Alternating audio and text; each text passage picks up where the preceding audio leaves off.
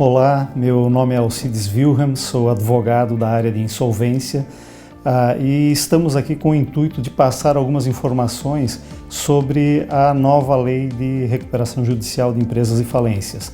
Não tão nova assim, que foi editada em 2005, né? Já temos mais de 15 anos de existência, mas ainda, né, dentro do contexto histórico dela, com certeza uma lei ainda nova. Hoje, quando se trata de recuperação judicial, há um verdadeiro tabu por parte dos empresários em relação ao tema. Todos eles praticamente fogem dessa questão, sendo um dos últimos recursos a serem utilizados. Parte disso é até uma questão histórica. Nós vínhamos do Decreto 7661 de 1945, que foi editado posteriormente, logo após a Segunda Guerra Mundial, com o intuito para salvar as empresas naquele momento histórico da economia. E esse decreto ele perdurou durante 60 anos, até 2005, sem grandes alterações legislativas, ou seja, nós estávamos 60 anos após a edição da lei anterior e as regras elas haviam sido editadas para um momento da década de 40, ou seja, a economia mudou, as instituições se modernizaram, né, e nós tínhamos uma lei totalmente inadequada para a reestruturação das empresas. Não invariavelmente, essas empresas acabavam sucumbindo e a antiga concordata, era meramente uma postergação para a decretação da falência da empresa. Hoje não, hoje nós temos um instituto mais moderno, né, que é a Lei 11.101, né, que é a Lei de Recuperação de Empresas e Falências, né, e ela realmente possibilita que o empresário ele se reestruture, ele se reinvente para fazer o soerguimento da empresa dele, né, coisa que no passado não acontecia. Hoje a nossa lei ela tem muito da lei americana, Chapter 11, ou seja, foi introduzida no país aspectos muito semelhantes a uma lei que funciona muito bem nos Estados Unidos. Alguns aspectos também foram tirados das leis europeias, né, que também são muito modernas, e chegamos na 11.101. Esta lei hoje, sim, com certeza, né, no formato que ela se encontra, ela já viabiliza a reestruturação do empresário. Obviamente que há algumas situações que devem ser levadas em consideração, né? Então, por exemplo, a questão do momento em que o empresário ele busca o socorro judicial, né?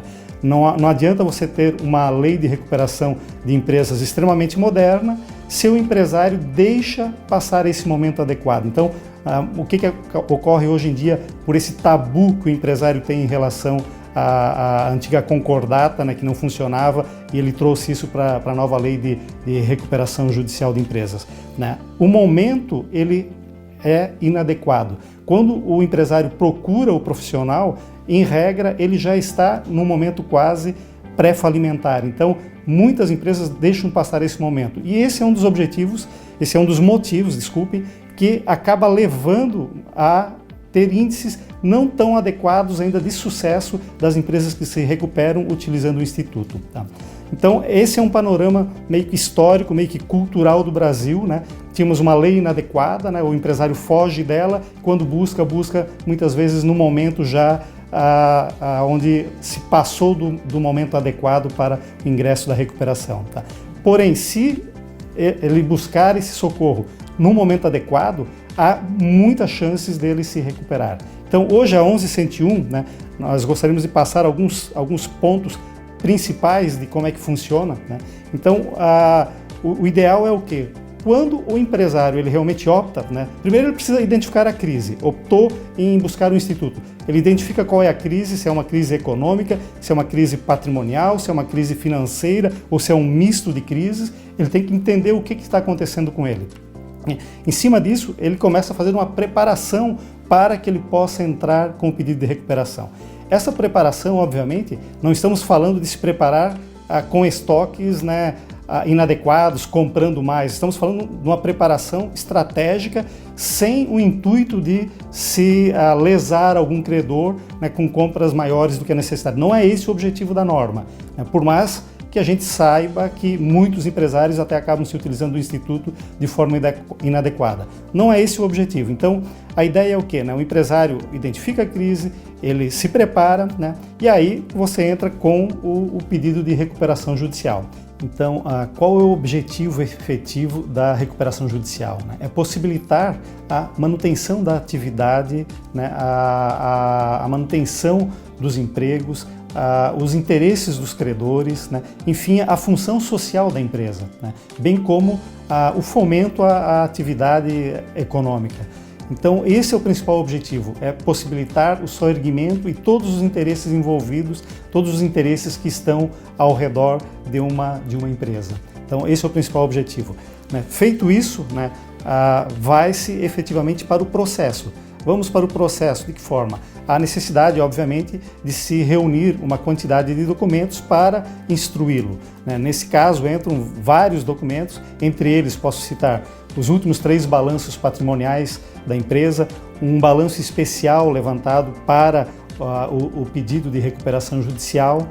Então, há uma gama de documentos necessários que são obrigatórios, serem instruídos junto com o processo. Esses documentos, obviamente, são documentos que a empresa fazem parte do dia a dia dela. Não são documentos que vão ter uma dificuldade de se levantar para o protocolo da ação. Então, são documentos que já existem no seu dia a dia. Então, são fáceis de serem reunidos. Feito o protocolo, nós entramos numa situação onde há um período ainda onde o juiz ele necessita fazer o deferimento do processamento da recuperação judicial. Então, a recuperação ela começa efetivamente desse momento, quando o juiz defere o processamento. E ali começam contagens de prazo. Então, com o deferimento do processamento da recuperação judicial, nós entramos num período de blindagem da empresa, que seria o stay period.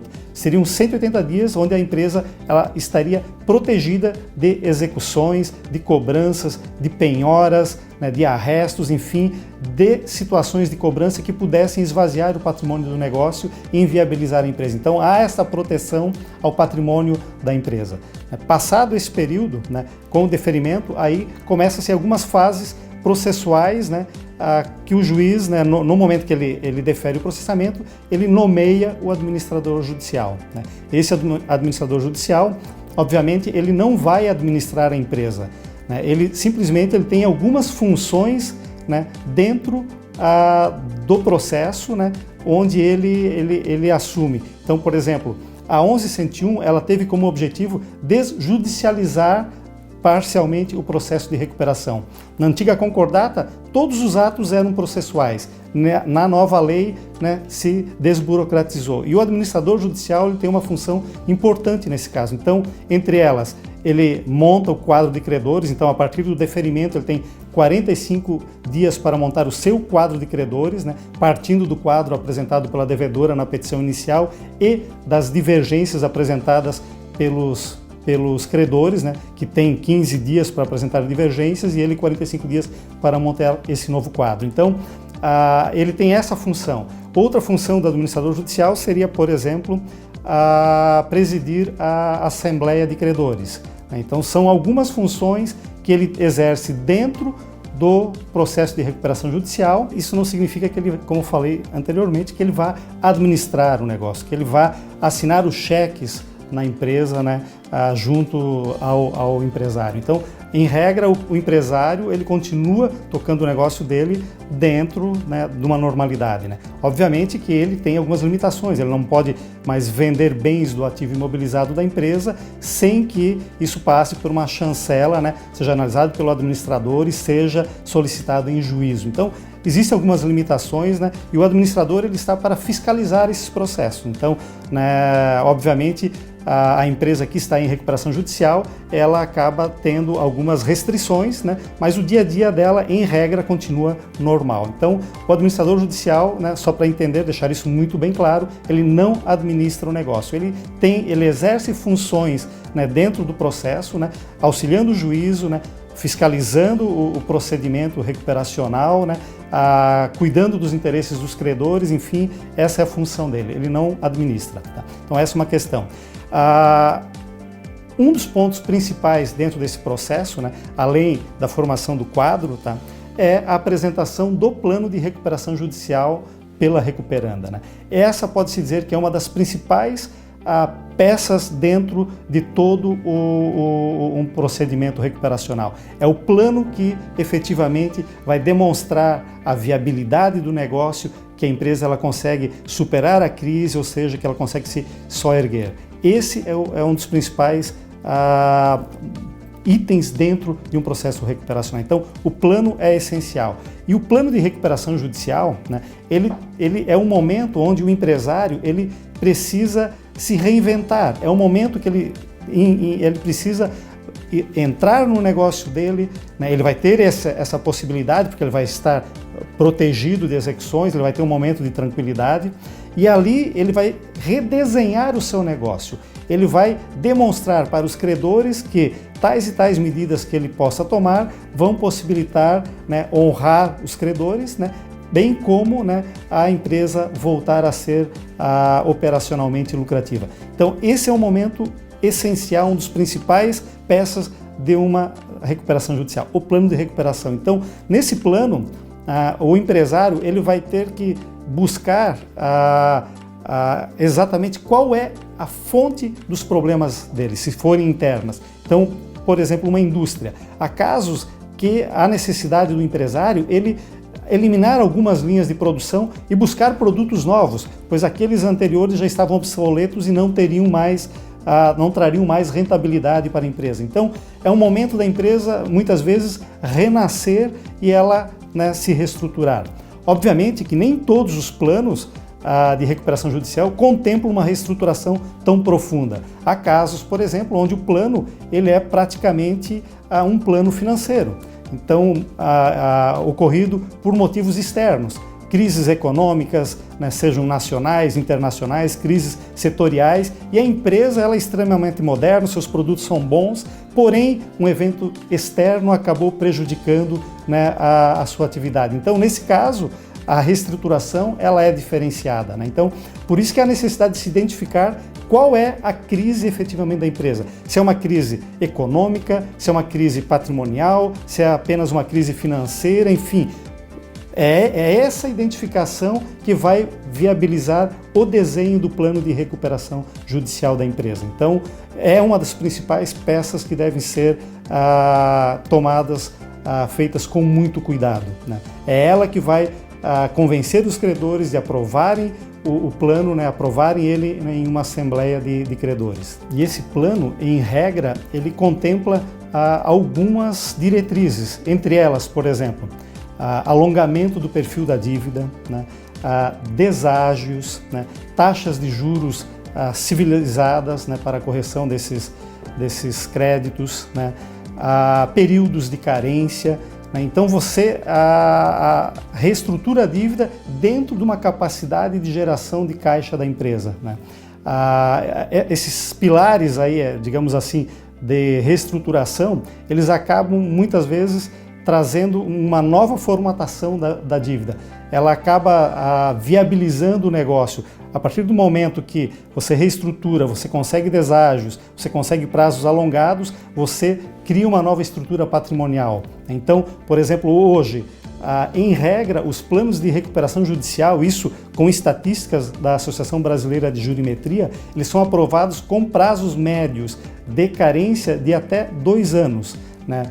Com prazo médio posterior à carência de mais 10 anos para efetuar o pagamento dos credores, né? Com taxas de juros, em regra, né, limitadas a TJLP e mais 0,5% de juros ao ano. Então, é uma característica muito diferenciada, uma renegociação muito diferente. Então, você viabiliza uma situação, né, de dificuldade financeira, de crise econômico-financeira, né, com uma reestruturação da dívida, né, mexendo em prazos, em formas de pagamento, enfim. Esse plano, né, além da empresa ter que se reinventar operacionalmente, né, ela vai acabar desenhando as formas de pagamento, as formas como ela vai conseguir honrar as suas dívidas junto aos credores.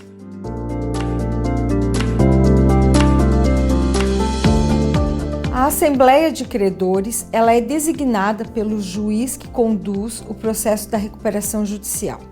Nessa assembleia, o prazo é de 150 dias após o deferimento. Nesse despacho que designa a assembleia, ficará encarregado o administrador judicial de conduzir esse ato dentro de um formalismo que a lei exige. Nessa assembleia, serão convidados todos os credores que foram listados como credores sujeitos para, nesse ato solene, apreciarem o plano de recuperação que foi proposto pela recuperanda. Então, essa assembleia acontece em primeira convocação, se tiver o quórum de mais de 50% de todos os credores de todas as classes, ou se ele não preencher esse requisito, já está designado no mesmo despacho em segunda convocação. Na segunda convocação, independente do número de credores, o ato da assembleia ela vai se instaurar. Então, nessa assembleia é um momento muito importante para a recuperanda, porque é ali que vai estar definido o seu futuro. Nesse ato, os credores vão apreciar a proposta que está no plano de recuperação, como também eles podem fazer alterações, ou mesmo, se ainda não for suficiente, poderá na votação ocorrer a reprovação do plano. Então, é claro que cada ato desse implica alguma consequência para a empresa. A empresa objetiva sempre, a aprovação. E por isso é de praxe que a empresa, antes do ato da assembleia, ela converse com os seus credores, ela estabeleça um canal de comunicação para que ela possa poder fazer a aprovação desse plano. Então, muitas vezes ela propõe um deságio, propõe um determinado taxa de juros e talvez numa conversa ela precisa ajustar um pouco esse plano para que chegue num consenso para obter a aprovação. A aprovação da assembleia, ela se dá por classes de credores.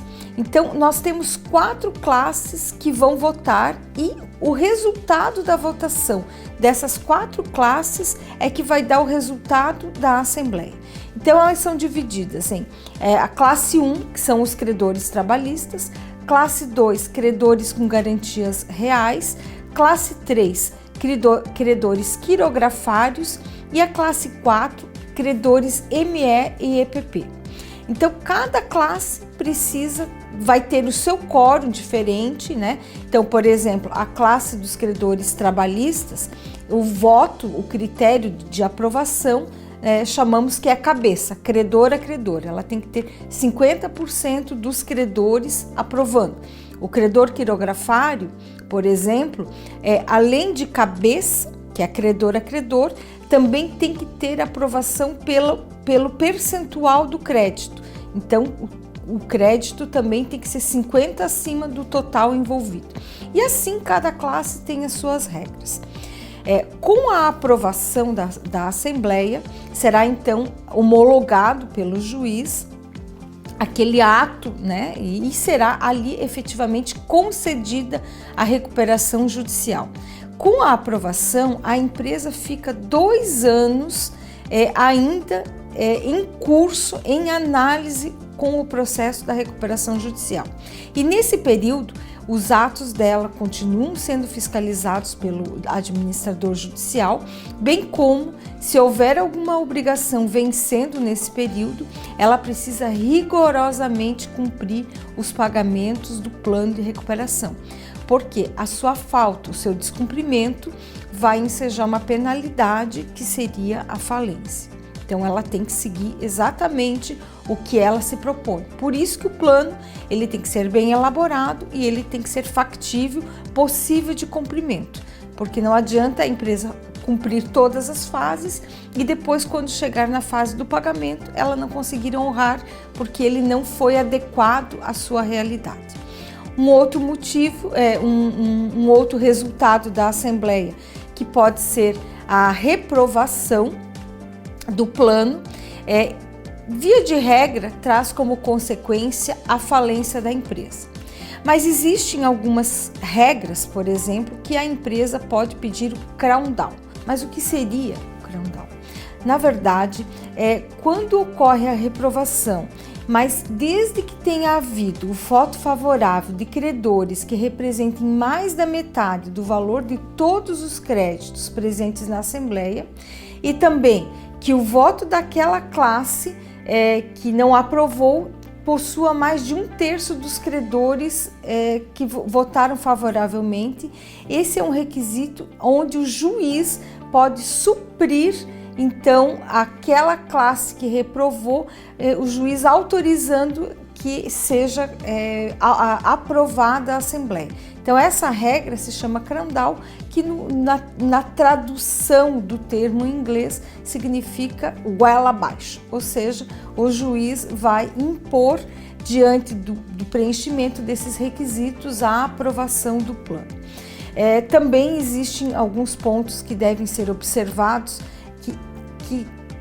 que mesmo reprovando na Assembleia, mas se constatou abusividade de algum credor ou uma forma de que não agiu lealmente com o grupo, por exemplo, desde que constatado, desde que se apurado, identificado e provado, poderia ser afastado, pedido ao juiz, obviamente, que afaste o voto daquele credor que agiu abusivamente, que agiu com o intuito de quebra ou que teve algum interesse escuso para que a empresa não tivesse a aprovação do seu plano. Então, o voto abusivo também poderá ser afastado e, com isso, pode ser alterado significativamente o resultado de uma assembleia. Então, mesmo que ela teve a reprovação no dia, se isso for provado, pode mudar e o juiz conceder depois a recuperação judicial.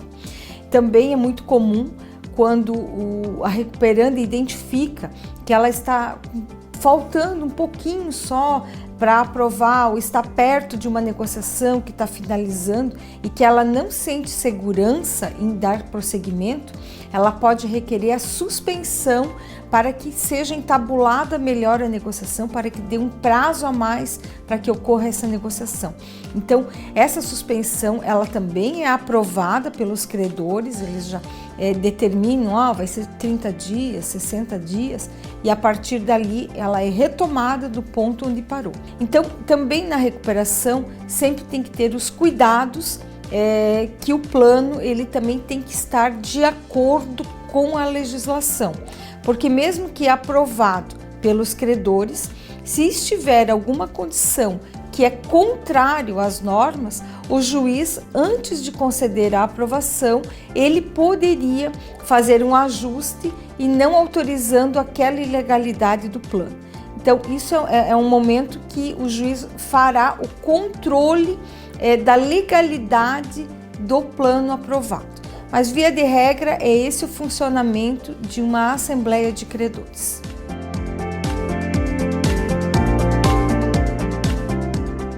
Eu vou falar aqui sobre o projeto de lei que está em trâmite no Congresso, referente às alterações da Lei de Recuperação Judicial e Falências. O projeto é o 6229 de 2005, de relatoria do deputado Hugo Leal. Então esse projeto, 6229, ele foi feito com base, foi tomado com base de apoio a inúmeras instituições. A OAB de todas as seccionais de quase todos os estados do Brasil tiveram grande participação, FEBRABAN, institutos, alguns outros institutos de direito econômico. Então ele foi amplamente divulgado e foi amplamente teve grande participação de vários juristas. Como é um tema muito polêmico e é um tema muito controverso, o que se tentou criar nesse projeto foi um projeto de consenso, de forma que questões que até então elas estavam sendo resolvidas ou foram já apreciadas pelo judiciário, simplesmente foram trazidas para a nova lei, de forma que não houvesse um grande embate na hora de aprovar um projeto, ou questões polêmicas, por exemplo, foram deixadas de lado. Então, assim, uma das questões, vou falar aqui algumas questões que foram levantadas nesse projeto, né? Uma questão, por exemplo, que foi levada em consideração diz respeito na questão das execuções fiscais, né? existia uma polêmica que, por exemplo, o crédito tributário ele não se sujeita à recuperação judicial, então as execuções fiscais existiam alguns entendimentos de magistrados que eles também, as execuções fiscais poderiam continuar. Então, se tinha uma dúvida se efetivamente poderia haver penhora, bloqueio de contas e penhora de bens das empresas em recuperação judicial, sim ou não. Esse foi um dos pontos que foi trazido para a lei e foi aprimorado, no sentido de que cabe ao juízo da recuperação judicial decidir se vai haver algum ato de constrição da empresa em recuperação judicial ou não. Então, eram pontos polêmicos que estão sendo trazidos e regulamentados, né, por esse novo projeto de lei. Outro ponto que também é bem relevante diz respeito com relação à consolidação substancial. Então, apesar de terem várias decisões, na verdade, admitindo a questão da consolidação substancial, que é, por exemplo, empresas de um mesmo grupo econômico pedem recuperação judicial, né? Isso foi trazido e disciplinado em lei. Então dá uma maior segurança, né? Segurança jurídica para o devedor e também para as partes que estão participando de um processo de recuperação judicial. Outro ponto que também foi bem relevante e foi colocado em lei é a questão da possibilidade de antecipação dos efeitos da tutela, né? A tutela de urgência do novo Código do Processo Civil. Isso não estava previsto em lei, então tinha uns casos em que havia necessidade de se conseguir uma tutela. Era um caso muito urgente, havia necessidade de uma obtenção de uma decisão liminar para suspender os efeitos de uma execução ou suspender os efeitos de alguma situação relevante, e muitos juízes tinham até medo de conceder essa tutela porque não havia previsão em lei. Então essa previsão ela foi colocada dentro desse novo projeto de lei de recuperação judicial. Outro ponto também que vai ter alteração, se caso a lei for aprovada, diz respeito quanto à manutenção do nome em recuperação judicial pelo prazo de 2 anos. Na legislação atual, existe a empresa que tem aprovado o seu plano de recuperação e concedida a recuperação judicial pelo juiz, ela deve ficar com o nome dela lá perante a junta comercial em recuperação judicial durante o prazo de 2 anos. Esse prazo de 2 anos é um período que eles chamam de período de fiscalização. Então, durante esse período, de 2 anos após aprovado o plano, vai ficar lá o nome, né, na razão social, lá em recuperação judicial. Havendo aprovação desse projeto, vai ocorrer a mudança. O juiz poderá, já de plano, aprovado o plano, ele poderá pedir para tirar esse nome em recuperação judicial. Outro ponto que é bem interessante nessa nova lei, nesse novo projeto para reformular a lei de recuperação judicial e falências, é a questão do Deep Financing. Na verdade, é um modelo de financiamento trazido da legislação americana que privilegia o dinheiro novo que é colocado na empresa.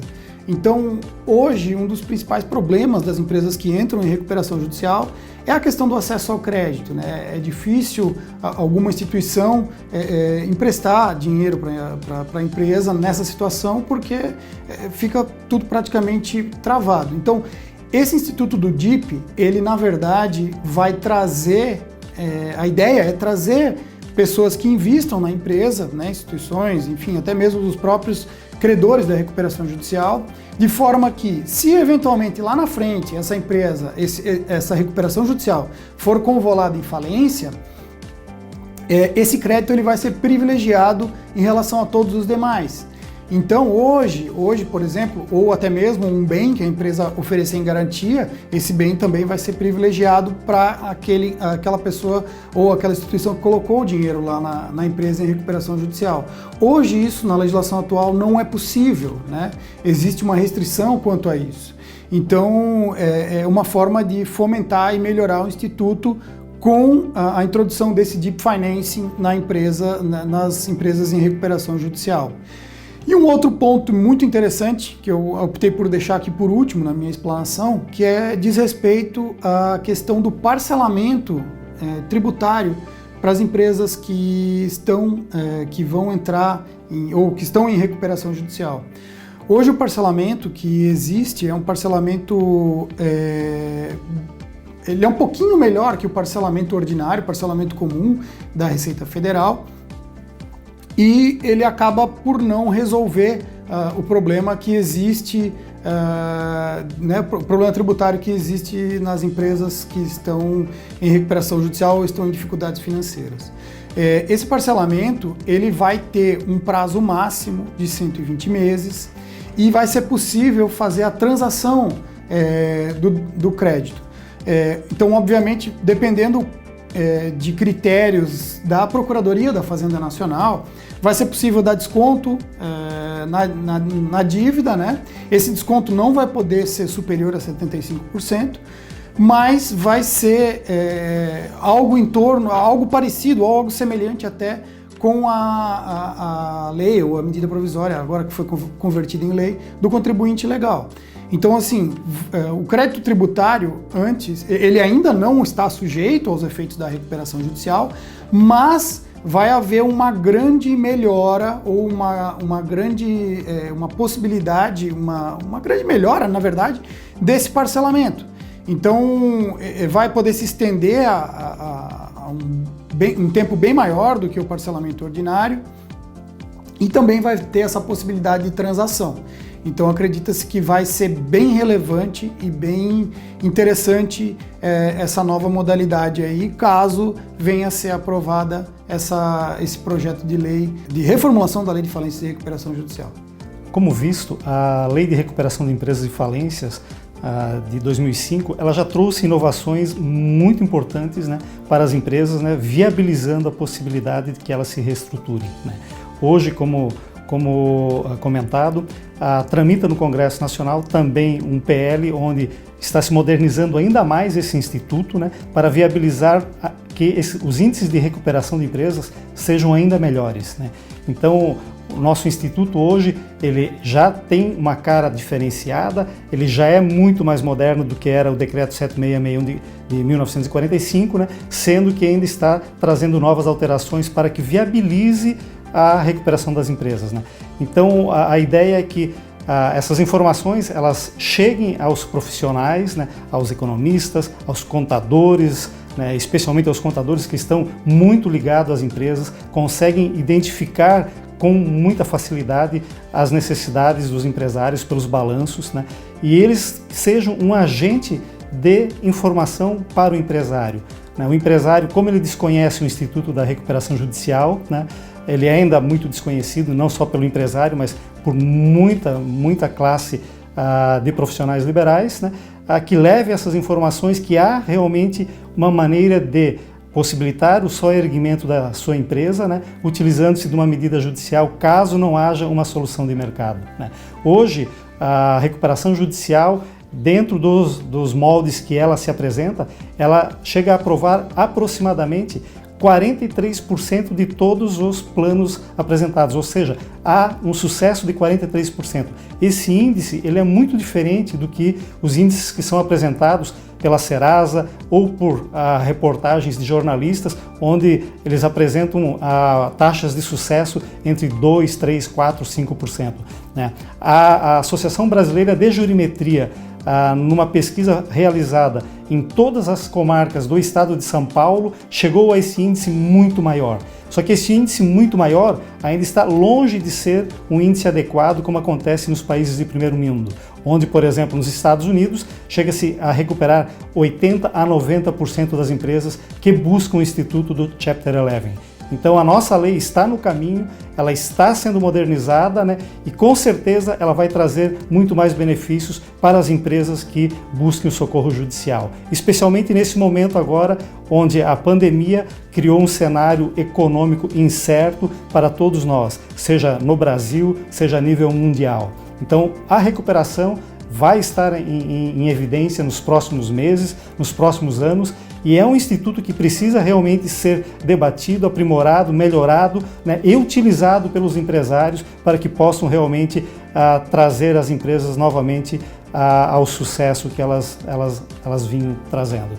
Então, busca-se com o Instituto, né, realmente possibilitar o soerguimento das empresas. E é isso que a gente batalha, a gente trabalha nesse sentido, né? Vamos utilizar o Instituto de forma correta, né, para que se alcance o objetivo do artigo 47 da Lei 11.101.